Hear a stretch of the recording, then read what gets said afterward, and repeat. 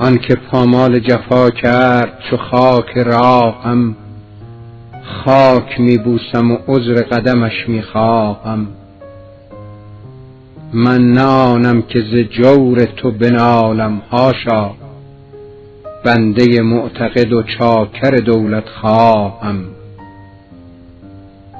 بسته ام در خم گیسوی تو امید دراز، آن مبادا که کند دست طلب کوتاهم. ذره خاکم و در کوی توام جای خوش است، ترسم ای دوست که بادی ببرد ناگاهم. پیر میخانه سحر جام جهان بینم داد، واندر آن آینه از حسن تو کرد آگاهم.